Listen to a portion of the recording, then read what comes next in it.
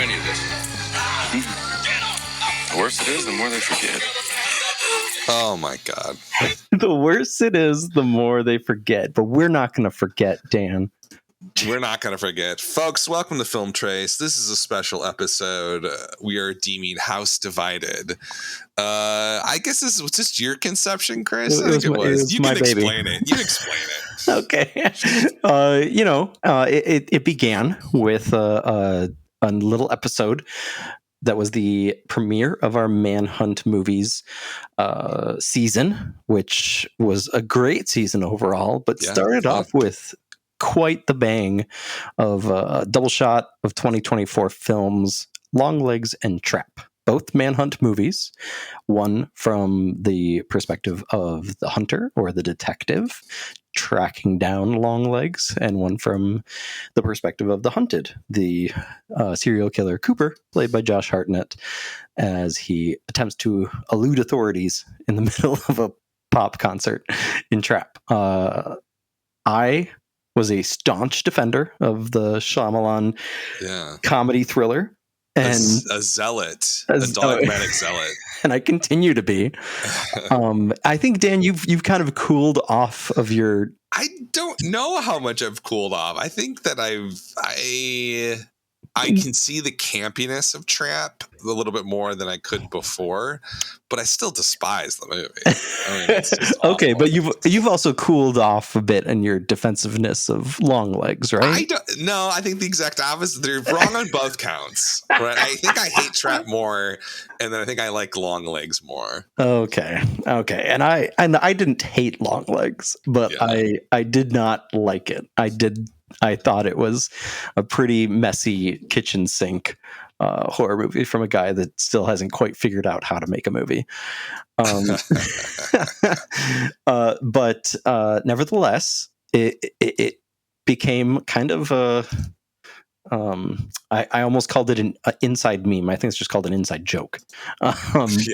Where every movie that comes out in 2024, especially divisive ones, but basically everything, we have had to have our friend and former co-host Molly kind of arbitrate and be the tiebreaker, because inevitably it'll be something that I love and Dan hates, or vice versa. And so I started keeping track of all these films that were specifically divisive, creating a house divided here on Film Trace. And we have a whopping list of 8 of them now. 8 films. It's a long list from this year, where it's not just like we have slightly differing opinions. It's like we have polar opposite opinions, which is not that strange, because we tend to have pretty different taste in films. Yes. Well, it's weird. We have weird crossovers, and we'll get to those. Yes, but we do tend to have, especially when a film like gets a lot of buzz and hype, especially in the arty indie world, we do tend to have diametrically opposed viewpoints of said film. It's just the nature of our relationship. Yeah. So this is like, the episode where Ebert and Siskel just don't see eye to eye and end up, it's not a cage match. For a few days. So no hold bars cage match. Where we're gonna get out all of our frustrations with each other in a single episode. It's like kind of like Festivus, airing of grievances episode. I was gonna say therapy, but yeah. I mean, what do we want to start like with Trapped and Longlegs? Like, diving back into them. Trapped is on. I keep on want to calling it Trapped, like the band Trapped. Whatever it was, the early 2000s. Terrible music. I could also do a quick semantic argument on why I think the film is called Trap instead of Trapped. Why is it called Trap? Because it trapped suggests past tense, or suggests some kind of like finality. Yeah. But it's trap like mouse trap, where it's just like he always wriggles his way out of it. Spoiler alert. Yeah. But that part was something that on my first watch, about halfway through, I was like, oh boy, this is just there's no way that this is gonna stick any kind of landing. And the fact that it kept going past that, like it jumps the shark like probably a dozen times before the credits roll. Yeah. And at that point you gotta just like give it up. Like this guy did not have any qualms about making a live action cartoon, and that remains the bulk of my argument. But Dan thinks that no, he was not going for a comedy cartoon feel. I don't know. That. The things that stick out for me with Trap are like the weird POV, like CD-ROM game cutscenes that he's doing with the characters explaining things, like the T-shirt guy, like the way that he looks at him. Oh my gosh! In the trailer, I was like, I kind of like that, but in the actual flow of the movie, I was like, this is so bizarre. It's like he's creating this narrative adventure for us, but like that's not what film is about. Like it's like I don't know what he was thinking. And then Josh Hartnett, who I love and all, but I just he's amazing. Carries the film, but there's like it's almost too much for him to carry. And by the end, it never makes any sense why he's a killer. The ridiculous like mother thing that happens, it's like M. Night just throwing everything at the wall, and to me nothing really sticks besides Josh Hartnett's performance.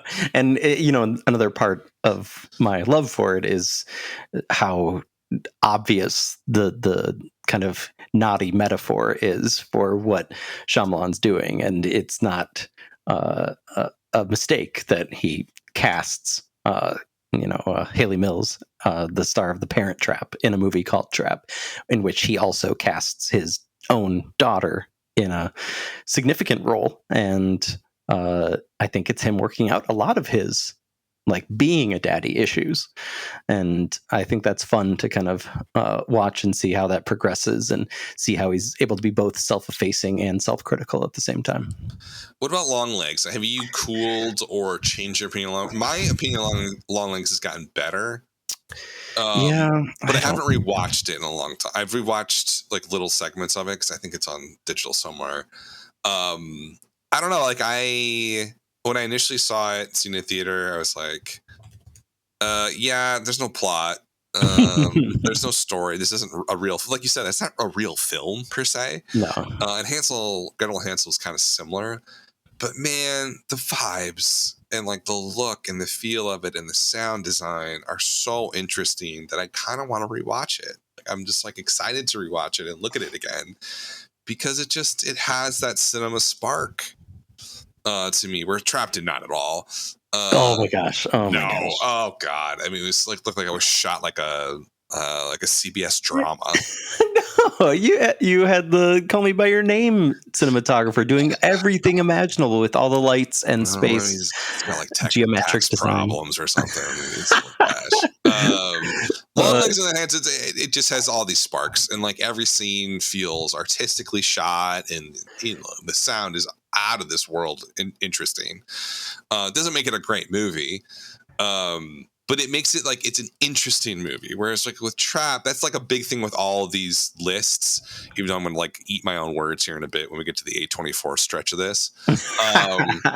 Is that like as long as they're doing something that is just cinematic and interesting and unique, then I'm usually mostly on board on whatever ride that they're taking me on. But if they're not doing something cinematic or they're not doing something interesting, it's hard for me to really believe in what's going on.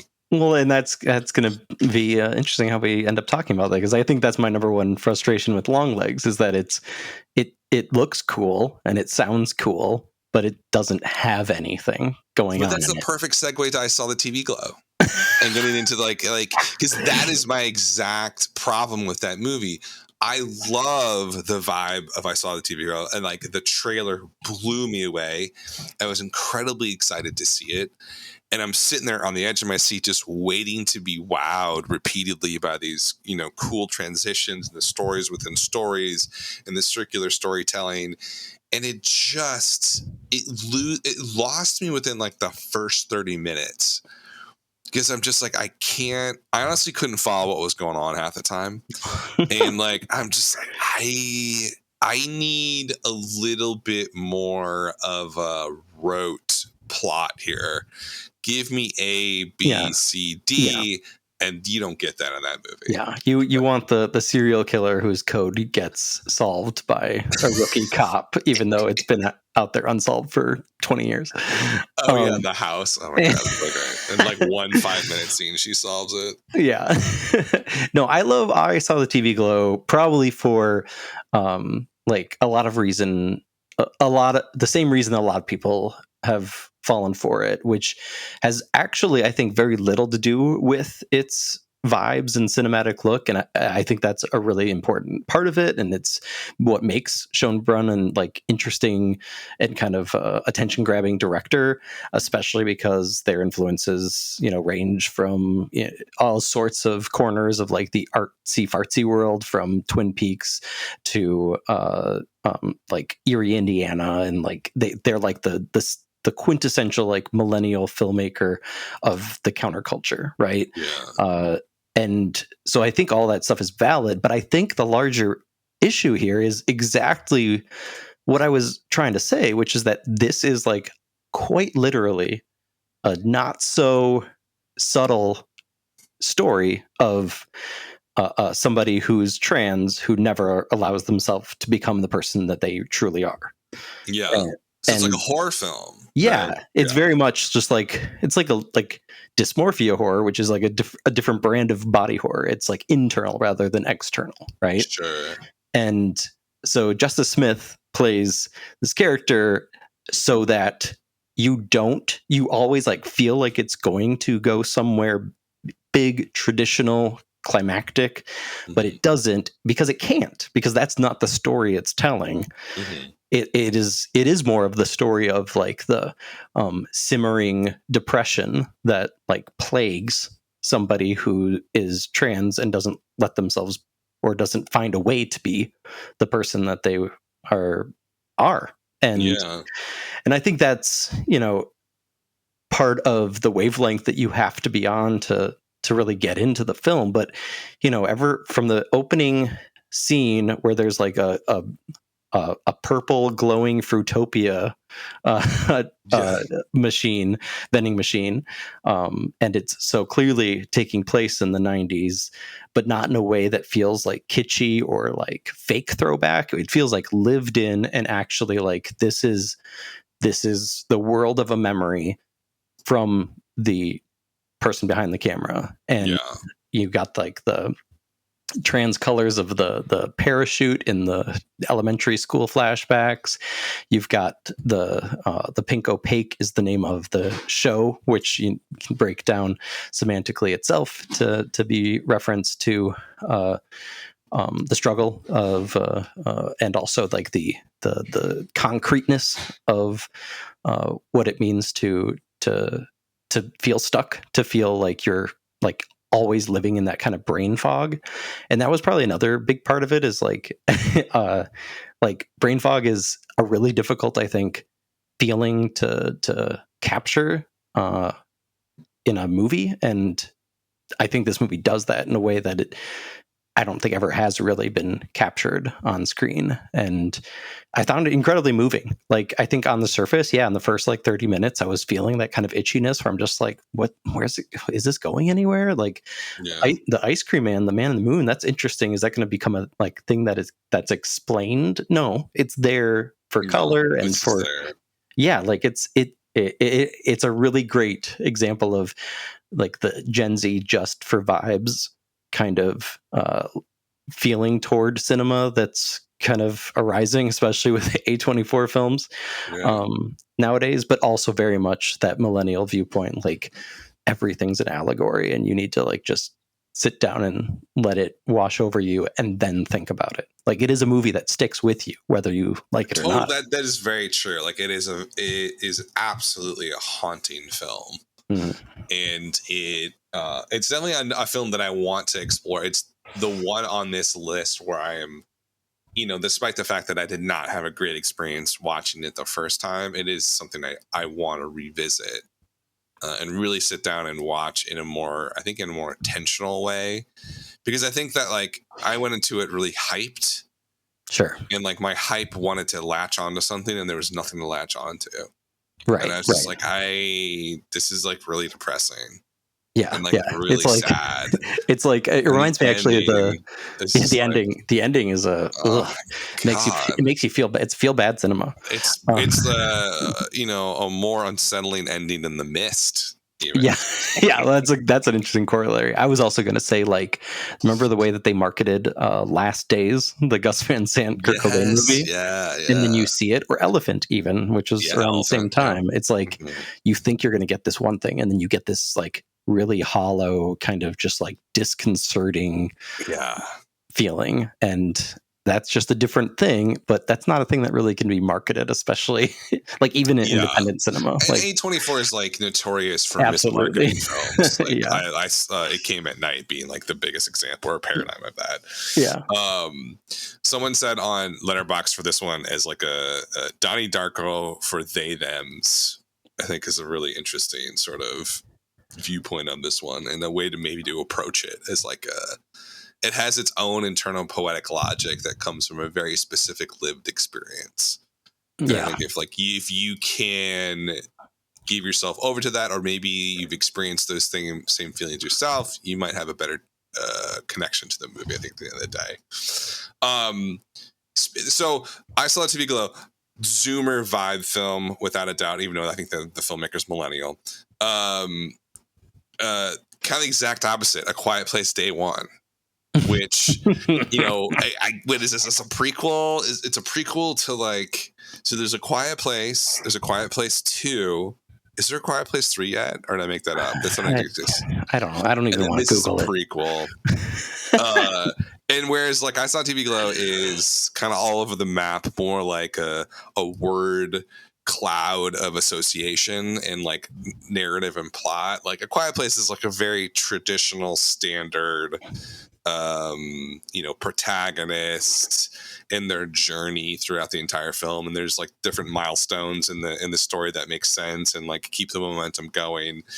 I really liked it. I also like A Quiet Place. I also like A Quiet Place 2. I would not call them great films, but I think that at the very least they're interesting and propulsive in terms of like there's no slack in the line in the narrative. It's just like then why'd I fall asleep, Dan? Boom. Then why'd I fall asleep? Well, I'd ask you that question because what a great protagonist and what a great setup. It reminds me of like one of those old noir like DOA or something where like there's a ticking clock and like you know that they're dead, and it still kind of finds a way to make you interested. Yeah, it's like it's Titanic, but with space spiders on land. Oddly enough, like the reason I wanted to see this is that I love the whole Quiet Place Part 2. The opening is when they first land in like this small town, and I was like blown away by how cool it was. Like the first 30 minutes of that movie is so much fun. I was kind of let down by this one in terms of like the whole invasion, because like it happens and there's like stuff going on, but you just kind of feel like it gets locked into her story very quickly, and you don't see the broader world as much, and like the world building of the invasion itself. It's all seen through her,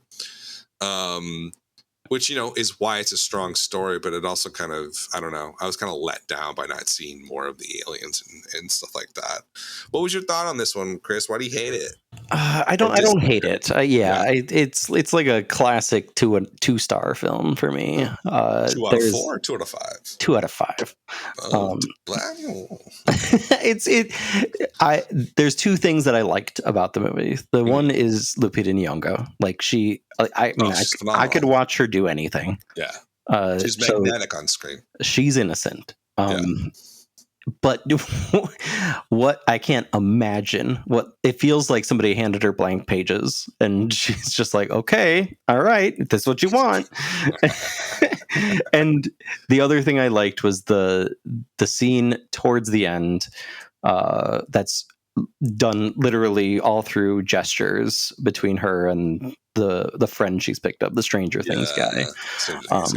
And it very much, evoked like a Charlie Chaplin, Buster Keaton type of vibe, where they're in, they're trying to pretend like there's some kind of reality, and they're imagining a performance on a stage at a small restaurant. And that was cute, and they had some chemistry. But everything in between that is like anything with the space spiders. I was just like, this is boring. Spiders. I've seen this so many Are times. they Like, space spiders? I don't know what they are. And then there's that stupid thing where they like go up in the junkyard or whatever. Like there's a bunch of debris and there's like eggs and goo. And it's just like, what are we doing? We're like trying to build backstory where they're, but without any like actual dialogue. It's like, show, don't tell. Okay, well then show us stuff that actually makes fucking sense. Well, I think you bring up a good point though. And the reason why I like the movie, my expectations were very low. Okay. But like this is going to be like a throwaway straight to Paramount streaming type thing. I think it had a good story. It reminded me like a really good TV script. I was like, oh, like you guys thought this through. Can you tell me right now, what is it about? It's about survival, Chris. It's about and I think like the premise that like she's dying of cancer and like why is she still trying? Why doesn't she just like scream out loud and get eaten by a space spider? But I think there's something that's a kind of an interesting, concept. Yeah, like, for a short film. Exactly, for a short film. They didn't really fill it out. That's why I say that. It does kind of feel like a really well done TV show. Mm-hmm. But it's not, you're right. It's not enough for like a feature length film. While we watch this one, no, probably. I also love that like Platinum Dunes, Michael Bay. As I've gotten older, my respect for him just grows and grows. I love the look of his movies. They're so trashy. They're like pop trashy and like so much shiny stuff in them. And I'm like, God, yeah, he gets it. He gets like trash cinema. But yeah, I mean, I didn't love the movie, but I definitely was like pleasantly surprised by it. The next movie on our list, Richard Linklater's Hitman. I hate this movie. Like I outwardly hate it. I remember watching it. I was hyped for it. And I started it on Netflix. First of all, Netflix disaster. And I'm watching this thing, and I'm like, am I going insane? Why is this shot like a Febreze commercial? And I stole that from someone on Twitter. But that's exactly what it felt like. Could not fathom. And this is like a whole thing I have against Netflix and like how they're not... It's like they don't respect the art of filmmaking or something, which is, I know I'm sounding like a total asshole, but I don't care. It's just like it is shot so, I want to say it's shot poorly. It is shot in such a way that it does kind of look like one of the million, medication ads you'll see on the TV, if you're watching like cable. It's like, it's light, it's bright. And I'm like, what is happening? Like, where's David Fincher when you need him with his greens and grays? Like, this is just, and I don't buy Glenn Powell in this role at all. I just don't. But that's the problem for me. I just can't. And I kind of understand that. However, I think co-wrote it too. I didn't know that. Yeah, no, we'll get to Twisters at the end, because we actually agree on that one. But I think the thing about Glenn Powell that works for me is he's got the balance of like smarm and likableness, like likability, that you kind of need for these kinds of movies. I really think like I don't think that someone has been this magnetic on screen, in my opinion, since like Brad Pitt and in the 90s. I think that there's like this really hard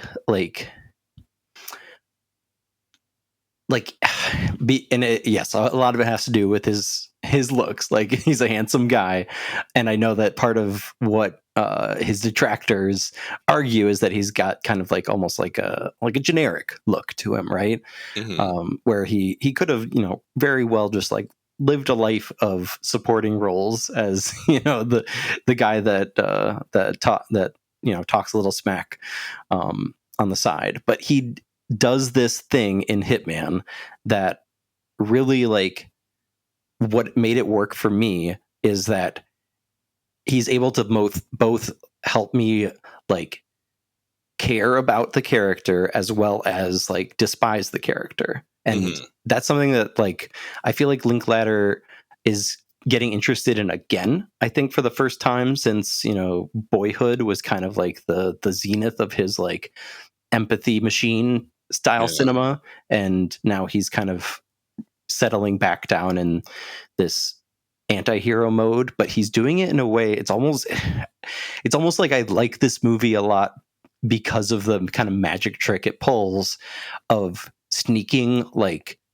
art school stuff into a Netflix original, and we'll talk about this with Rebel Ridge as well, and because I think Jeremy Saulnier is good at it too, where it's like he knows he's got these parameters. It's kind of like what made the MCU exciting in the early part of that what turned out to be a disaster, where it's like auteurs like finding a way to work within, like, and there's a very interesting profile of Barry Jenkins in Vulture this week talking about, you know, how he's able to like keep himself sane working for Disney in a virtual studio for 3 years on Mufasa, right?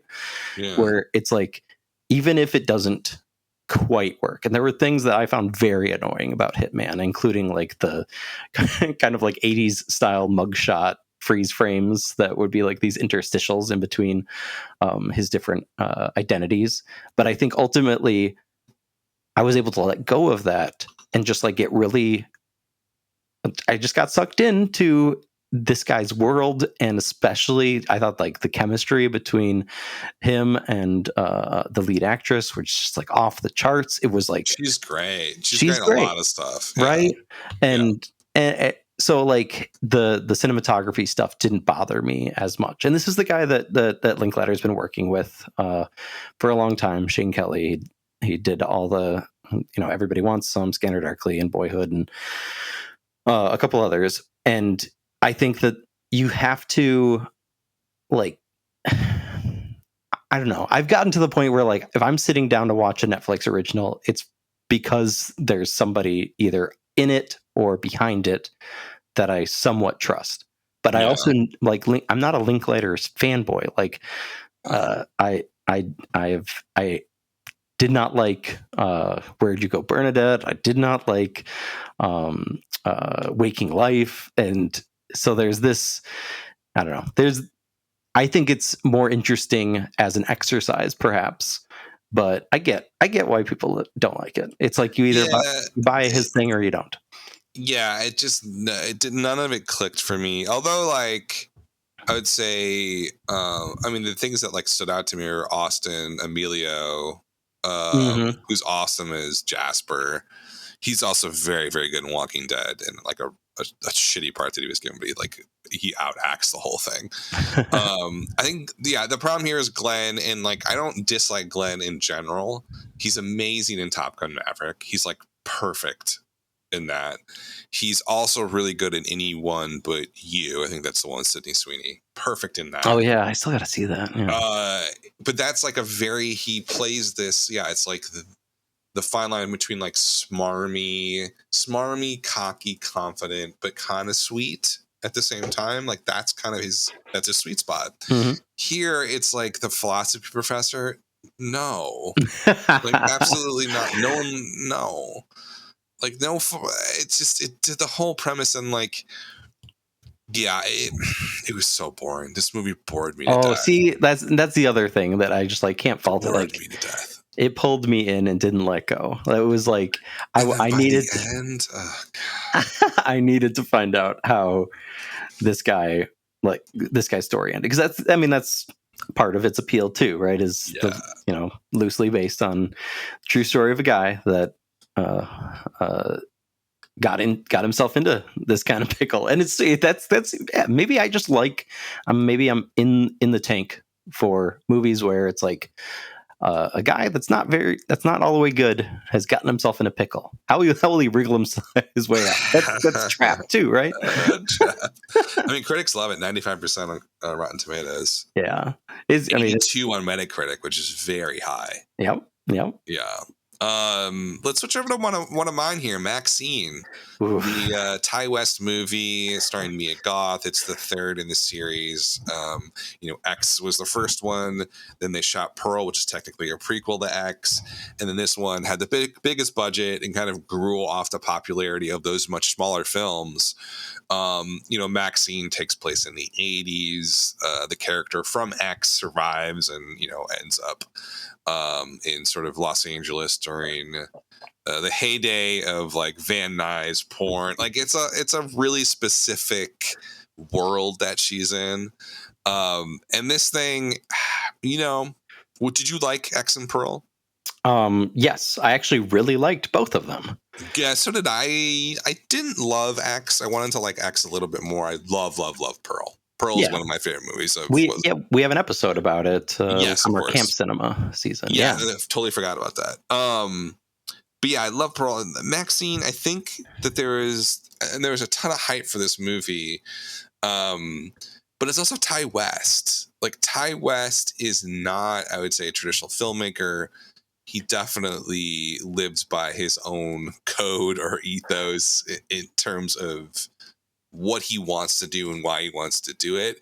And I think there was a lot of disappointed people that went to go see this, and they were expecting something from the trailer. You've got Kevin Bacon, you've got some other bigger stars in it, thinking it was going to be this like bigger film than X or Pearl, but it's not. It's still a small film. The payoff is not something that is, what I would call bombastic. It still feels small. Everything about it kind of feels small, but to me, it's like it captures this very specific feeling, where like I don't really care about the plot as much. I just care about Mia Goth being on screen, like stomping on somebody's balls. Like it just for some reason. Well, that's actually one of my biggest issues with it, is that the first kill in the movie is the best one. And that's just, that's always like just maybe that's part of what he's trying to do, of like emulating the like throwaway slashers of the 80s. But it I mean, I'm just like, it's all downhill from here. And I mean, I will admit, like, I wouldn't say that I loved it. But I really enjoyed it. It's just my type of filmmaking. It's my type of like, it's a mixture of like exploitation and splatter. I love that stuff. I love the look and feel of 80s LA, and he captures it on screen, and he captures like this aura. And then Mia Goth is just, I adore Mia Goth. I think she's one of the best actors working today. You saw that in Pearl. She should have been nominated for an Oscar in Pearl. Yeah, I mean, agree. Yeah, that is just, she's so out there, and she's also great. If you haven't seen Infinity Pool, lovely movie. We'll see. But yeah, I mean, I think to me, it's like I'm probably giving them a big break, like Ty West and Mia Goth, because I'm like, it doesn't really click. There's too many characters, number one. Yes. The story doesn't really make any sense. The third act. The third act? Yeah, it's a total mess. The third act's a total mess. But I don't know. It gained so much goodwill in the first 2/3 to me that I just let it cruise for the final third. I'm like, it's fine. Yeah. No, I need to rewatch it too. No, and that's the thing, is like I want to rewatch yes, Pearl is the best one, but like even X like has, because I've been waiting. Like Ty West has shown so much promise over the years, but never really fully delivered, especially with regards to like pacing and like payoff. And I don't know if he's more interested in style exercises than actually making like a crowd pleasing, like legitimately good horror movie. But I felt like X dealt with the exploitation stuff and like had this nice ebb and flow between the murders, resulting in like a really satisfying finale and reveal that was just like the perfect setup for Pearl, which was doing its own completely different thing. But then it's just like, I don't know, it just felt like it's almost like the inevitable, like, oh, I did something good. Oh, I did something great. Well, where do I go from here? I guess I'm just going to make something middling. And it just, yeah, I was bored by it, just like I was bored by Quiet Place Day One. Maybe it's just because, like, I feel like if you're gonna run out of gas, right? Like, there's some people that aren't gonna run out of gas, like George Miller. I will go and watch another Furiosa movie happily, and I don't think that he's gonna let up. But like, I don't know. You bring up a good point. Like, I think like Ty West is a baseball metaphor. He's like a really good AAA player. There you go. But like, he's never going to be major league. I don't think he's not interested in that. Yeah, and I don't think he ever has been. Like, if you go back to like House of the Devil, you watch that and you're like, oh my god, this is good. And then the end, you're like, wait, what the hell just happened? Yeah. He's just not. It sounds like he's not interested in something and like becoming a larger horror filmmaker, right? Even though they dumped a lot of money into him on Maxxxine, so I don't know. Right? Yeah, I just don't think he's that into the storytelling part. No, it didn't seem like it. It's aesthetics, and that's it. Yeah. Too bad. Another A24, Love Lies Bleeding. Yeah. Okay. Here we go. This is the one. I think this is my number one movie of the year. Damn. Oh my god. I think a lot of it kind of comes down to the element of well, I mean, let's compare it perhaps to Maxxxine. Maxxxine wanted to have this feeling of like griminess and like filminess throughout to kind of bring across a very specific aura, time period, sense of place, blah blah blah. But it was all sheen and no like meat on the bones. And the thing I love about Rose Glass's movies, and the two she's made so far, and this one I think is even is a improvement upon Saint Maud, but they both have this in common. I didn't know she did Saint Maud. Yeah. Which I also don't love. Oh, I do.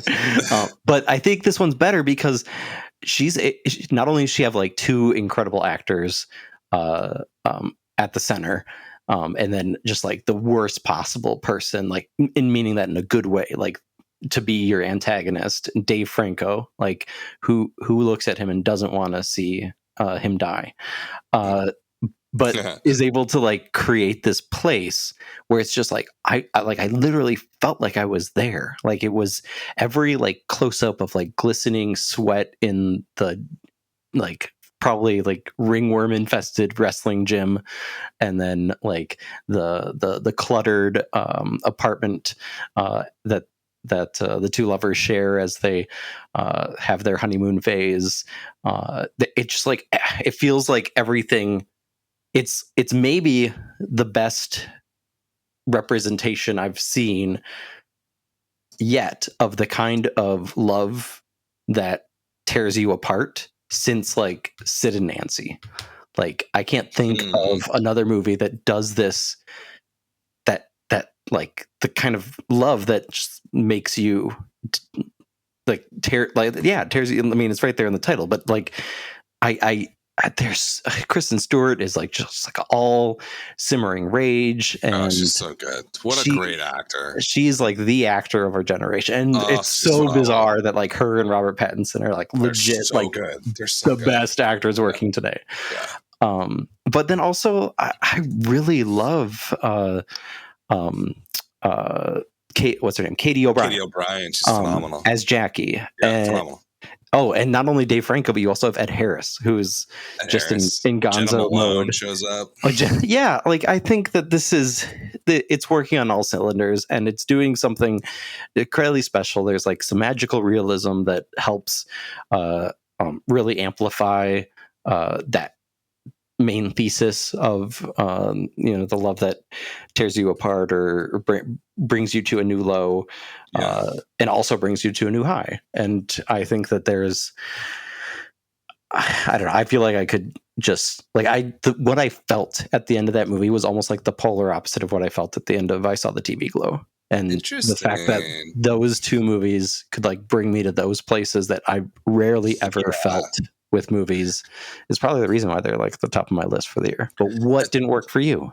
It's similar path or story with, it's A24. I mean, I love A24 in general. I mean, they've gotten a little bit weird recently, but we've kind of in the last decade just been obsessed with what they're doing. They're just so out there and doing interesting things. And so, in a similar sense, like I saw the TV Glow trailer and I was blown away by it. I was like, I have to see this movie. This was even stronger, I would say. Like a stronger desire to see this and really, dive into it. And as I was watching it, I was just struck by a few things. It felt like a lot of the thriller noir-y elements were very tropey and kind of just rote. Ed Harris, I just don't buy him in this role. It just seems like a total caricature. And it really took me. Dave Franco, I think, is also not very great in this. And I don't know if it's like them or like the way the characters are written, but it did not at all draw me in. I did not think it was compelling. It just felt to me like a lot of the basic elements of the story were like straight to DVD thriller stuff that we would have saw in like the late 90s, early 2000s. Now, Kristen Stewart, Katie O'Brien, that the main core story is interesting and the resolution is really fascinating, like bizarre. Mm-hmm. But it never. Whereas I saw TV Glow, I just like I want to revisit it and like see it in a different way because it's almost like a tome, like it's poetic.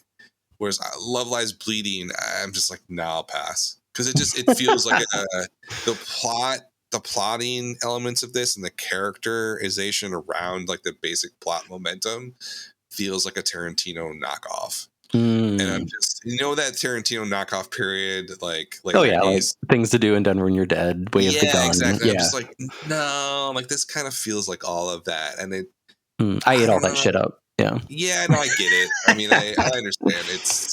It took me so far out of it that I couldn't let the really cool aspects of it or like wow me or like bowl me over. I was just sort of like, I don't care about the end, Yeah, interesting. So, I don't think I'm gonna revisit this one anytime soon. Oh man, that's too bad. But okay. Speaking of never going to revisit, what the fuck? The Substance. You mean the film of the year? The feel good film of the year? This is the one that I just like. I don't understand what Kool-Aid people are drinking. Like well, it's the substance we're injecting it. Right, and I guess you're respecting the balance, and I'm not. I mean, what's not to love about this movie? I mean, it is. You got Demi Moore, who is, I guess, it's kind of a comeback role for her. You got Margaret Kowali, is how you say it, who is one of my favorite actors right now. In a similar sense to like Mia Goth, where she is just willing to do whatever, whenever, and really just go for a role. Mia Goth's a little bit better, but Margaret's quite good. And then you just have this Dennis Quaid's phenomenal. You have this story that, on the surface of it is like a Twilight Zone episode level. Of like plotting, and maybe the biggest strike against it is like the narrative is pretty shallow. It's not that complicated. I don't even know if it's really all that well written. But that being said, it is so brash, so out there and daring, and I think it is so confident in what it wants to say that it just goes to these places that are so absurd and outlandish that it becomes something else.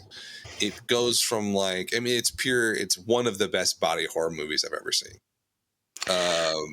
Because it's so absurd. And it's like David Cronenberg wouldn't even do half this stuff. the scene where she puts because the man has okay, go ahead. Well, the man has restraint. He's also Canadian. He's like, he's a little bit more. Ironically, like David Cronenberg's a pretty reserved person, right? And the way you can see that in his films, where it's very intellectualized body horror, whereas this one is like a bludgeon.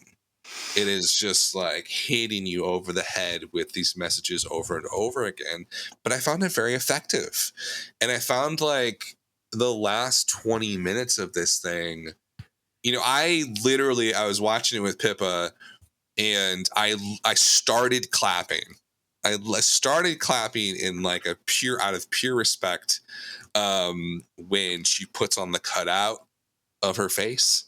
After she's become like the crazy monster version of herself. And I was like, this is phenomenal. Like, this is just like pure European anti-capitalist polemic art. And I love every second of it because there is what's the undercurrent to it? There is no undercurrent.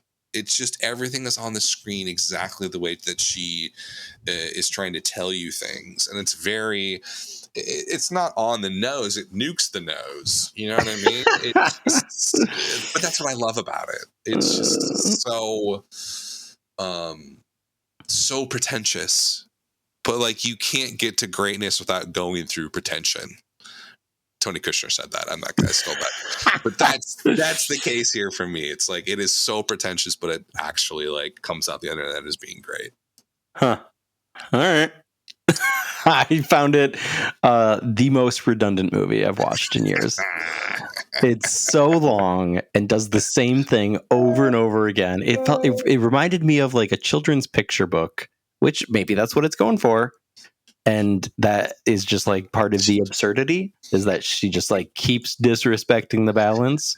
And it's just like this inevitability that plays out to this just cartoonish conclusion that I found the message to be as rote as its screenplay, where it just does not have anything interesting or subtle or complex to say other than like appearance is king, sex sells, like all the shit we learned and figured out in middle school. It feels like a middle school production done by like a French tween living in a like bourgeois part of Paris. And I can't mess with that more than, if it was a tight 90 and it had some kind of like, it goes on too long, some kind of like curveball in it that made me think something other than, yep, I get it. Yep, I get it.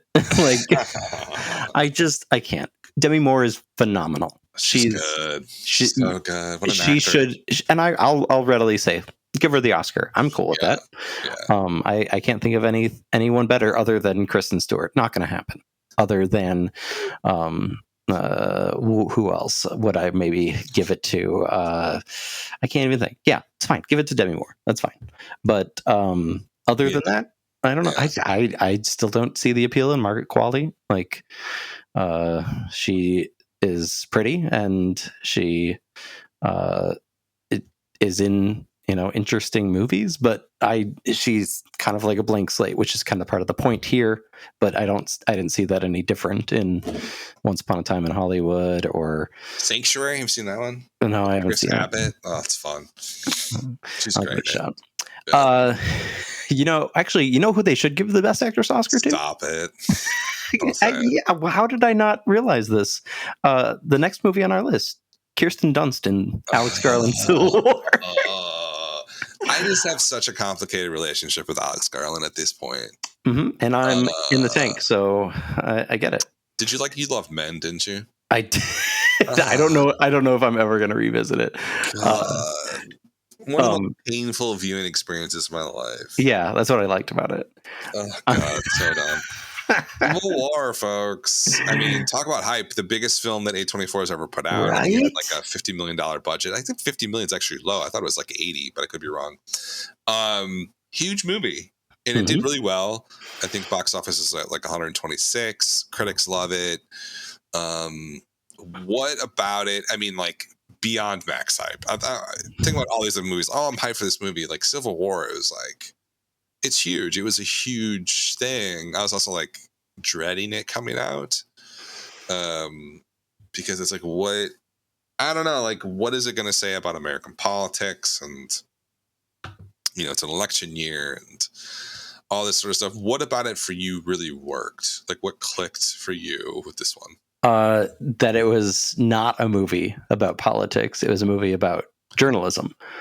And I didn't know that going in. I knew she was a photojournalist, but I did think it was going to be like, kind of like how, Matthew Modine's a photojournalist in Full Metal Jacket. It's not actually about that part of it. It was for like a few scenes, but it's not. But here it is. And I think Alex Garland, the thing I love about his movies, and it's interesting because you can look at the end of Men, and there's actually a kind of distinct connection to the end of The Substance, right? Where it's this yes, true. Yeah, this just like absurdist body horror. Body horror that like keeps like multiplying upon itself.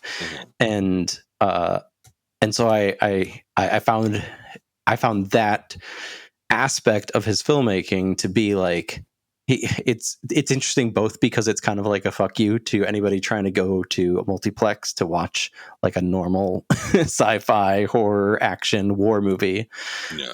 But it's also like very subversive in the sense that like he's going against what you crave. And I think that anytime you do that, especially with a war movie, then it's clear that like you have to like self-examine those feelings. And I might have felt different seeing it on the big screen. I did watch it when it came to Hulu or wherever it was. Yeah, same here. I saw it digital.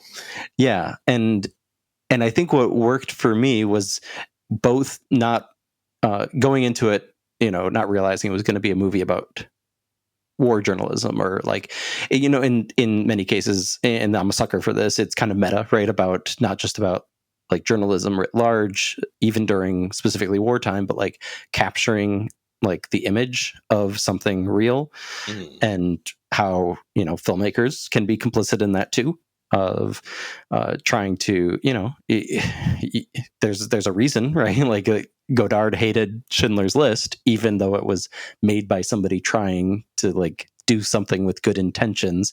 It's still in some ways exploitation at some level. And every time the camera snaps, every time that like they roll into a scenario that's deadly, anytime that the camera turns onto Kirsten Dunst and the look of weariness comes over her, there's this very clear attempt, and I get that it didn't click or land with people, and I think that's okay, because he's not trying to. Even this is the guy that made Annihilation, like took an unfilmable book and somehow made it into like a cohesive tone poem that cohesive's doing a lot of work and is able to still like help you get to that point at the end where you may not be like feeling good, but you're not feeling bad, and you're not you're definitely thinking. Like it leads, it's interesting. Yeah.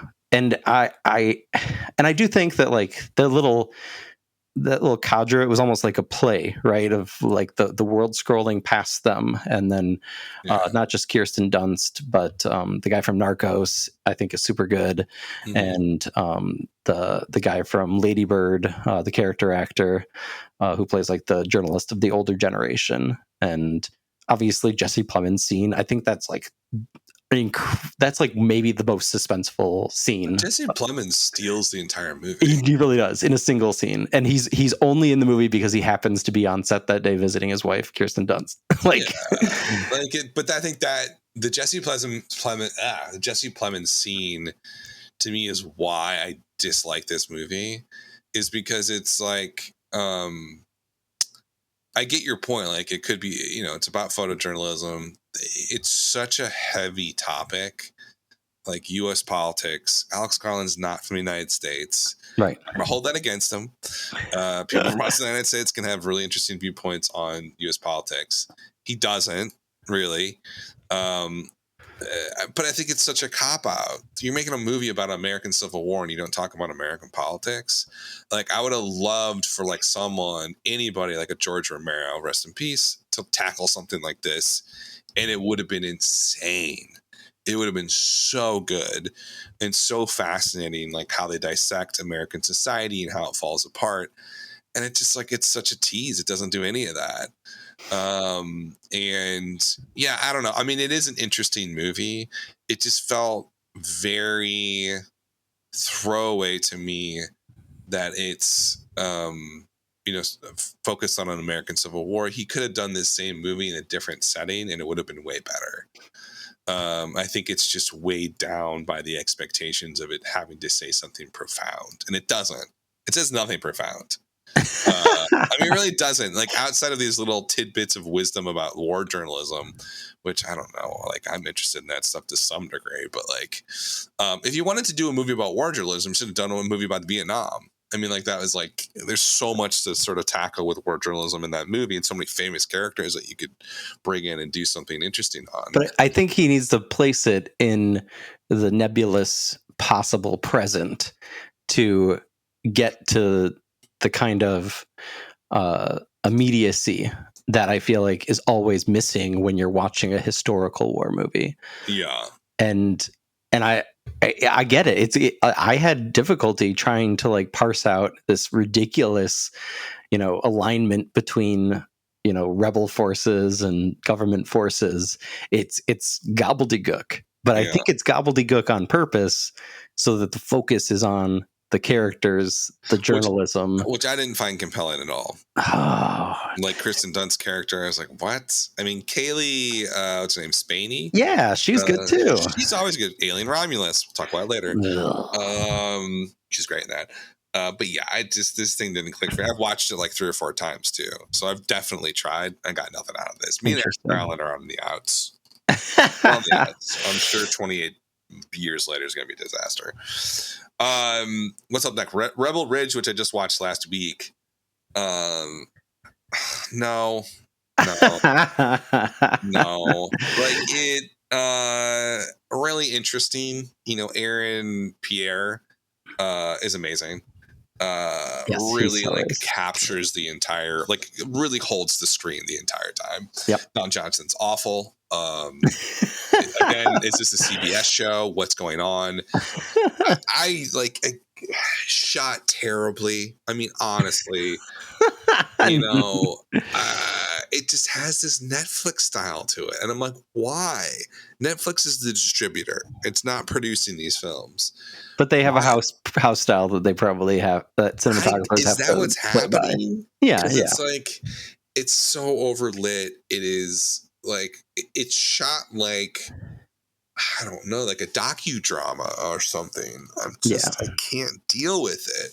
And I don't know, maybe it's me, but we also are in this age of like so many things being underlit that that part of the Netflix house style doesn't bother me. The part that actually bothers me, I think, that is that both Hitman and Rebel Ridge are guilty of, is this kind of like and it's been like picked apart online, where it's like everything, so much is like in consideration of vertical framing, right, for social media.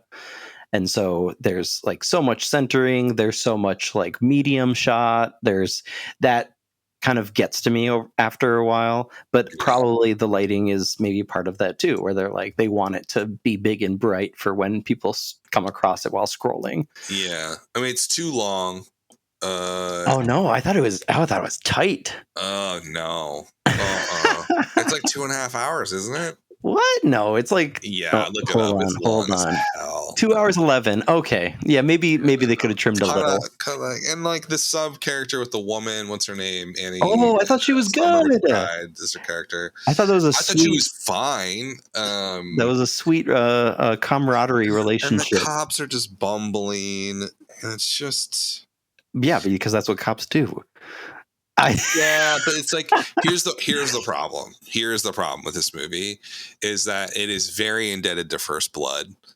And Oh like yeah, First Blood is, I think, a masterpiece, and sure. I absolutely love that movie, and I just couldn't pull myself out of comparing it to that, and how like vibey First Blood is, and how there's no vibes in this. And I'm just like, it's like you're shooting on an iPhone in Louisiana, and I just don't care.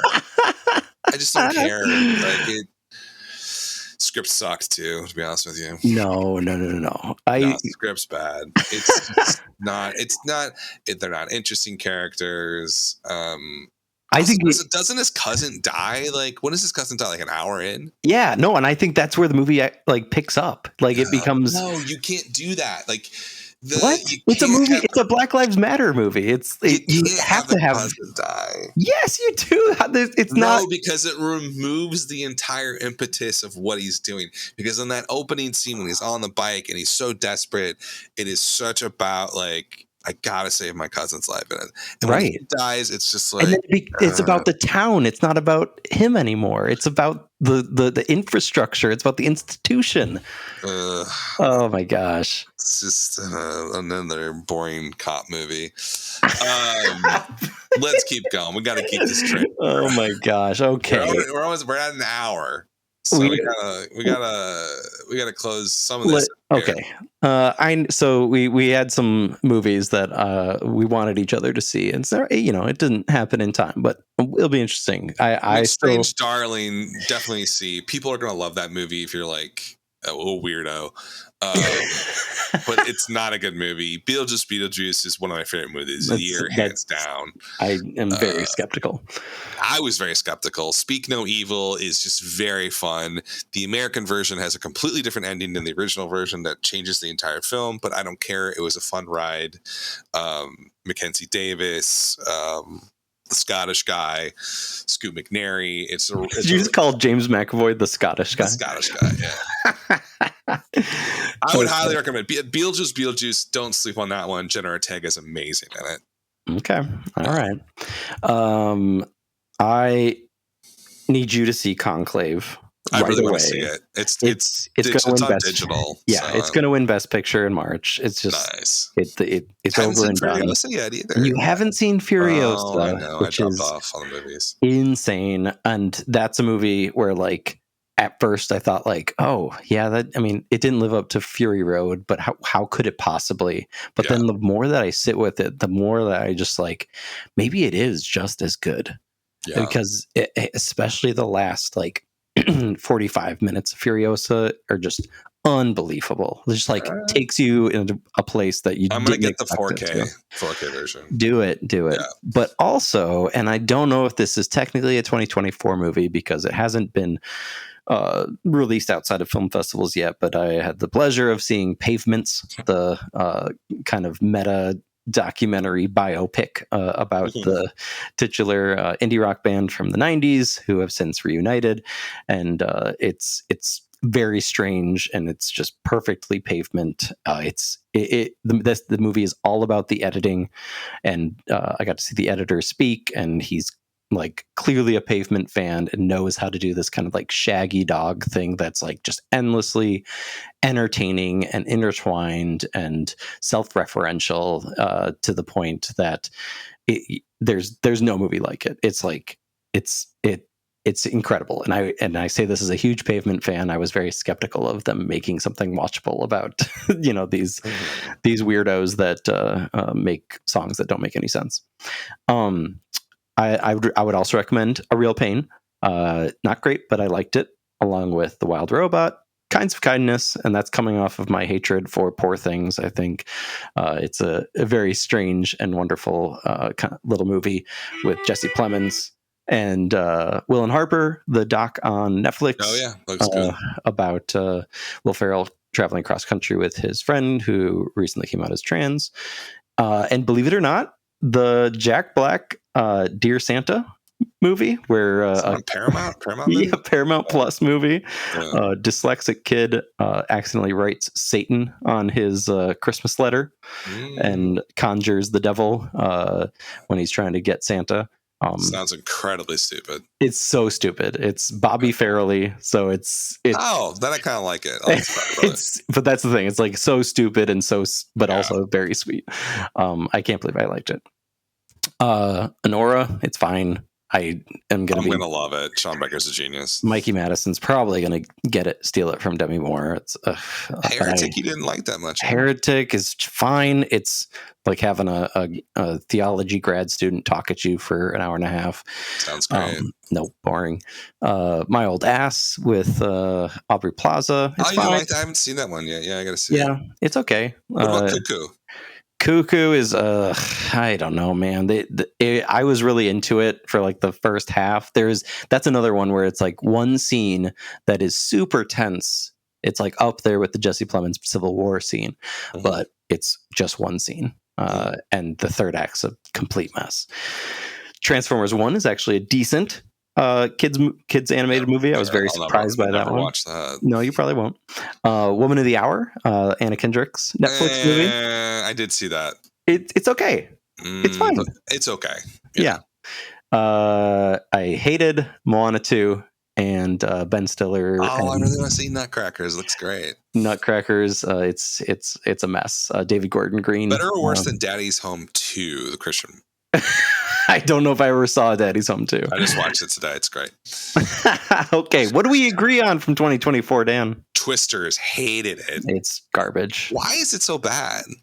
Because it's I mean, good on Lee Isaac Chung for getting that bag after Minari. It's just so boring and dumb, and like it makes tornadoes not scary.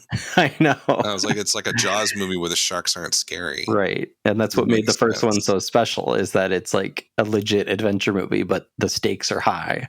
Yeah. I mean, Glenn Powell drives into a tornado in the first 10 minutes. He sits there and you're like, wait, what? Yeah. Deadpool and Wolverine. Yeah, dude, superhero movies are over. Yep. We've fallen off a cliff. It is just like they've beaten the irony thing to death, and it was cool and interesting too long, but like once you become a joke of a joke, there's nothing to make fun of anymore. Yep. You're the joke. It's Ouroboros just eating its own tail, and we'll never not be doing that. So I think I don't know. The best hope for superheroes is probably James Gunn's Superman. Well, yeah, it's got a lot of work to do to dig ourselves out of this. But I guess it's possible. I did still like Guardians of the Galaxy 3 from a couple of years ago. Yeah, it's fun. Alien Romulus. The two leads are really good, but they have nothing to work with, and the really bad, atrocious sin of AI Ian Holm doing, like, if AI Ian Holm showed up for like 2 lines or even just one scene, I'd be okay. Yeah. But like he comes back like 2 or 3 times, and it's one of those. It reminds me of Scream 5, where like he's trying too hard to like toe the line of the series.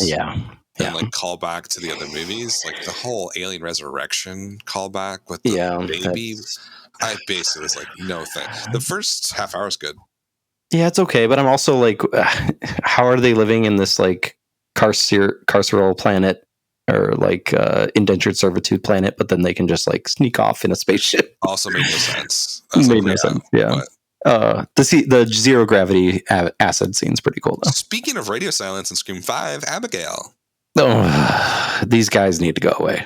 I'm done with them. They remind me a lot. They remind me of like the post-Tarantino filmmakers, where it's just like, hey, let's make something fun and edgy. Yep. But also, it's not fun.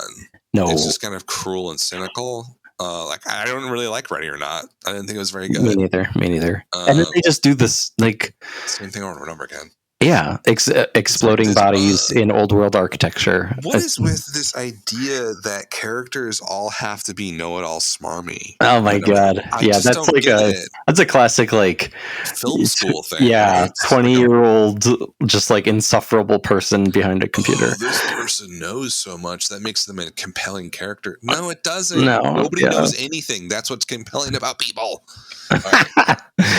And then back to our cold open. Blink twice. Wow, what a mess. Wow. I loved the trailer for this one. So did and I. I was really Great interested. actors. Great And actors. I still think, like, I don't think Zoe Kravitz should be writing, but I do think she's got kind of an eye. I think the colors here are interesting. The kind of swish pans are fun, but yeah, the story is just wretched. It's bad. This is really dumb. And that's kind of how I felt about, like, similar to The Substance. And maybe there's a little more self-awareness there. Is that a movie called The Substance is all just like the same message being beat over and over again. But that's kind of what, like, it's after school special cinema where it's just like, did you know that guys are bad even when they act nice? Like, yeah, but Blink Twice did. Whereas, like, The Substance is a bludgeon, and I think that it works because it's like it gets to the emotional reality of people that go through those experiences. I would say to some degree. I wouldn't know. Blink Twice tries to do something clever, and it like totally fails. Yeah. And I'm like, this is boring movie. Yeah, too bad. The only movie we both love from 2024. I don't know if it's the only movie. Well, we'll see once I see Beetlejuice, I guess, or once you see Conclave and Furiosa. Yeah, Luca's Challengers. Yeah, it's just, God, is it fun? It's wow. It's just like it's got such a singular voice, both in its story and its look and its cast. Everybody's raved about this movie since it came out in the spring. But it's a great example of that, like, you can have a story that 99.9% of people don't care about. No one cares about. I don't give a fuck about tennis. Yeah. No, I've never really watched it. I don't care anything about it. But in Luca's hands with the script and, like, the cinematic elements and creating that tension on screen and the emotional sort of inertia, and it really is tension. Yeah. And the sort of love triangle aspects to it, and how he toys with it and teases it constantly, but doesn't, until the end really come to fruition. It's just great filmmaking. Really great filmmaking. The only thing stupid is the windstorm. Makes no sense. Oh yeah, that was kind of dumb. But that was really stupid. That's one of the things that's interesting about the movie, though, is how it does balance tone and genre, because it does feel like it reminds me of Call Me by Your Name in this way, where it's like it invites various readings so that you could easily argue it from Zendaya's vantage point or any of the three leads. And in one scene it's like a sports drama, and the next scene it's like it's a rom-com, and the next scene it's like a thriller. It's like, I don't know. And we're not in Tank for Luca. We tore him apart in the Bones and All episode. We did tear him apart. And I heard Queer's not very good either. So I don't know. Rough patch for him. And The Fall Guy's fun. That's the one we like. It's fun. Yeah, it's the same. It's the director who was Brad Pitt's stunt double for a long time. He did Speed Train. Is that what it's called? Bullet Train. Whatever, same difference. Yeah. That was not good. I thought Bullet Train sucked. No, that was garbage. But this was, it was fun. That's the Emily Blunt and Ryan Gosling. They're doing that heavy lifting here. Yeah. I think that's another thing. Like Gosling, kind of similar to I don't know, Hartnett or Glenn Powell, when there's the right script, like he can do that perfect kind of balance between smarm and just like you want to hug him. And he's wonderful. What a wonderful actor. The scene where he's crying to Taylor Swift in the car, I think, is probably the hardest I've laughed in the movie theater this year. Yeah. It's fun. It has a little bit of that Deadpool kind of fake edgy quality to it, but I forgive it because it's so it's too long. Yeah, it's too long, but it's a blockbuster. Yeah. House Divided, a lot of love, a lot of hate. Yes. Dan, surprise! I'd like to end with trivia. Oh yeah, go for it. We're good. Okay. So looking back on this year, I'm curious how well you know how the internet has ranked the films of 2024. Okay. So I've got 5 websites, and I want to see if you can tell which one. So I'm going to tell you the 5 websites, and we're going to see if you can guess the. I'll tell you the one of the top movies, and you'll try to guess which website that was.